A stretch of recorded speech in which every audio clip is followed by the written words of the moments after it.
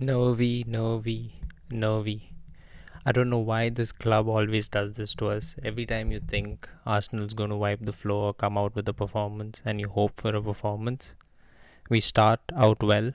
We started so well, and then we end up doing the same thing again. It's just passive, don't end up killing our chances, and then the game just stretches, and then there's just a 1-0 lead or a 2-0 lead is always a problem because when the other team scores, they have a chance to get back into the game. But yeah, 3 points nevertheless. Welcome back to the channel, guys. I hope you all watched the last video. If not, please watch that. Share it with your friends and like the video. So let's get into it.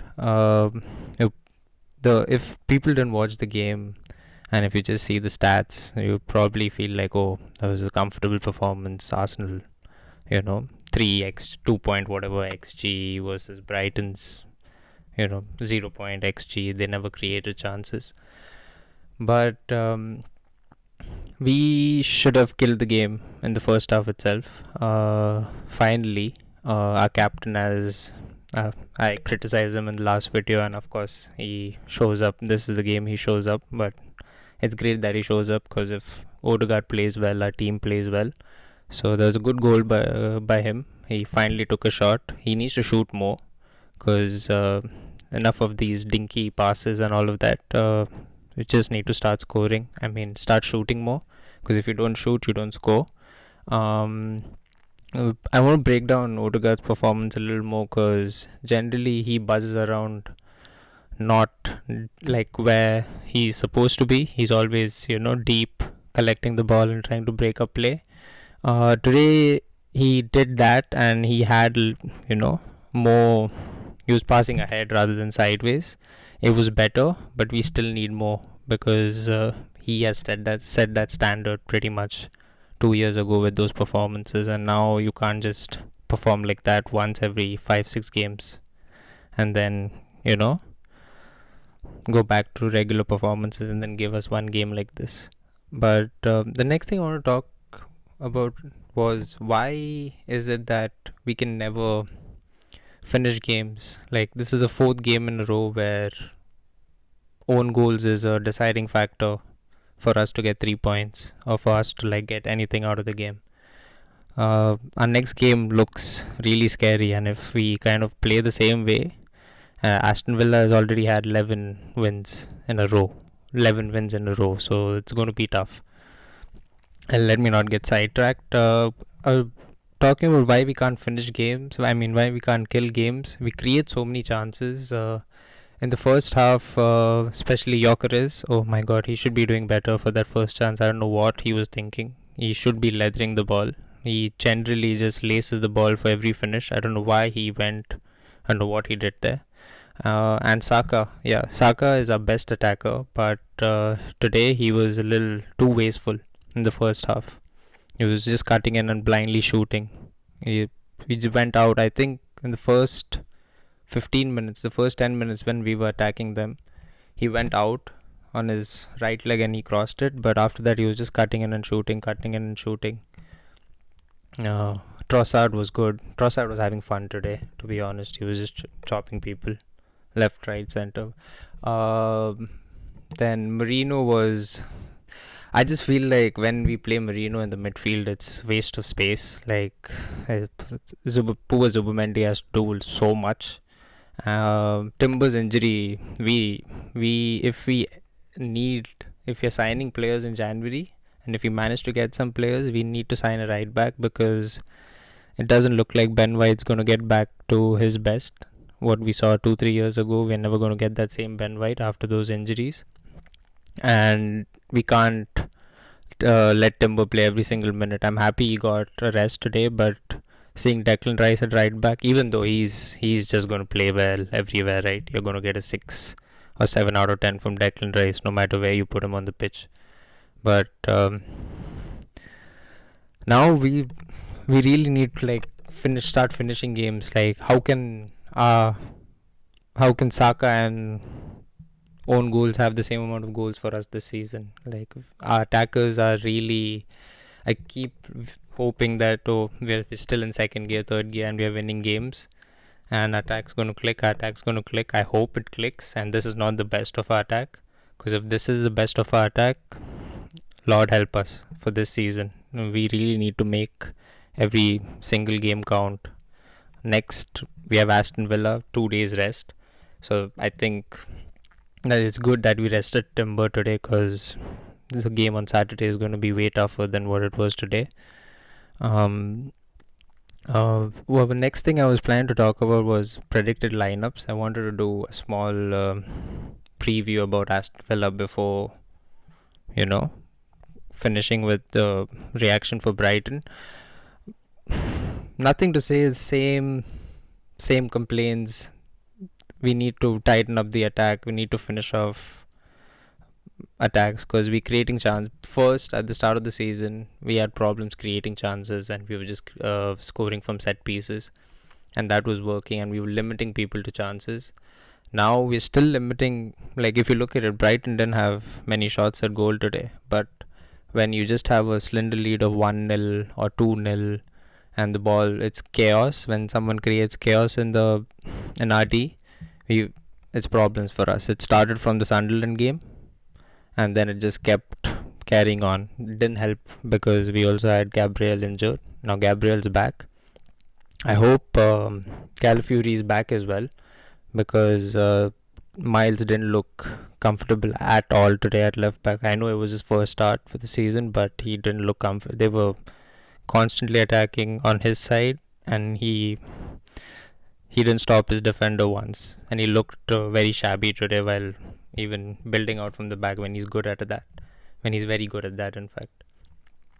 So if I had to change anything from the lineup from this game to the Aston Villa game, I would pretty much keep it the same, because if you're winning, why switch it around? Obviously, Timber comes in and Rice goes back into the midfield with Zubimendi.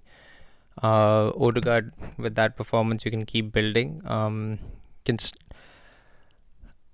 I'd say start Trossard, but it's been 2 games and Eze hasn't got a game. We can't just keep him on the bench. We've paid some money for him, but Trossard's been our best attacker, so it'd be very harsh to drop him. So I'd pretty much keep the same lineup. Also, big mention to David Raya. If he doesn't make that save in the 75th minute, I don't think we are scoring a goal again to make it 3-2, and the game ends in a draw. And draws are the reason this season. If we end up not winning the league, it's going to be because of draws, where we don't end up finishing games, and then someone scores and we concede in the final 10 minutes. We have conceded the most goals this year in the final 10 minutes than any other Premier League team, which is a crazy stat, where we have the best defense as well. I don't know how that makes sense. But back to the Aston Villa game. That game's going to be really tough. I hope Arteta learns from his previous mistakes while playing against Emery, because every single time we come up against Emery, the Arteta plays no striker. He plays false 9, and what Emery does is he just puts a mid block, and we never end up breaking them. Any time Emery's team against us scores a first goal, we never come back. Only time we have won against him is when we have scored first. So we have to score first. We are playing at home. Start like how you started today, because today was a strong start. Keep it going and make that strong start count. Like today, Gyökeres should have scored. Saka should have scored in the first 15-20 minutes. We could have been 2-0 up. If not 2-0, at least 1-0 up. We were after Odegaard's goal. But we need to starting and finishing games early. Like, we too apprehensive with our performance. It's too passive. It's just as soon as we score, we attack for a couple of minutes, then we drop back for 10 minutes. We defend for 10 minutes, let the other team have the ball. We can't do that with Aston Villa. We need to be careful. I didn't watch the game today against Chelsea, but I saw that Ollie Watkins scored 2 goals. We know he always likes scoring against us. He's an Arsenal fan, and with all the transfer rumors that were going on last year about him, he's going to have a chip on the shoulder to perform against us.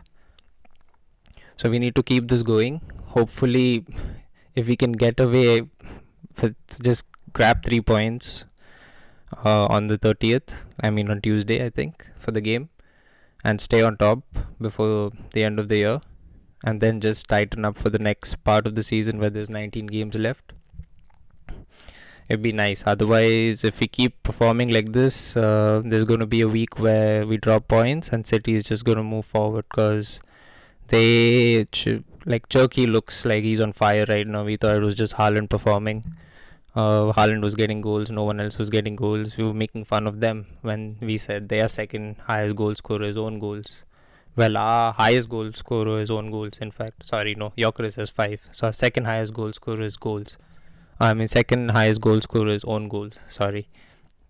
So we need to tighten up and perform way better than what we did today against Aston Villa. When I say perform better, we need to kill off chances and not make sloppy mistakes, because we can't lose the ball in the midfield or in the defense playing around and dicking around behind, because Aston Villa is going to punish us. Morgan Rogers in that left channel is going to be floating around. We need to take. Well, I hope Timber's back, so I'm not worried about that.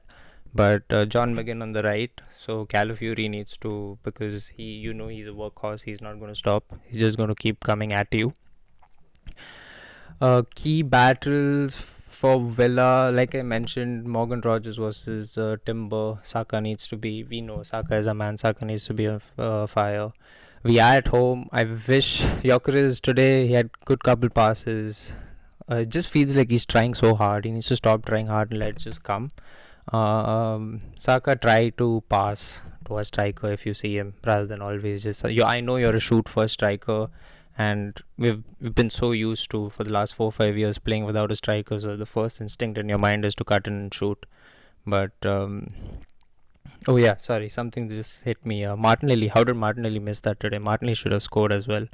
So yeah. For that reason, like not just for that reason, he always misses like that. So keep him on the bench.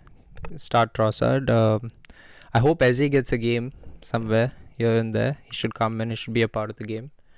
And please, Arsenal, just score first on against Aston Villa. Don't let them score first, because if they score first, it's going to be a long game for us. Emery and his mid block, and Arteta never seems to break that. So we need to score first, whether that be from a set piece or whether that be from open play. We just need to score first and open the game up, because as long as the game isn't balanced, the 60th, 70th minute is going to be hard for us, because the fans, we need to win every game, and then the stadium's going to get wild. It's going to get harder for us. So same way, keep creating chances, finish off the chances, because now if it's the same performance next game and the game after and the game after, then it's not attack not clicking. This is just the best of our attack. So we need to make that work, sharpen up, and let's hope we get the 3 points and stay on top before the end of the year and take the next 19 games strong. Thank you so much for watching the video, guys. Like, share and subscribe the video, and I'm out.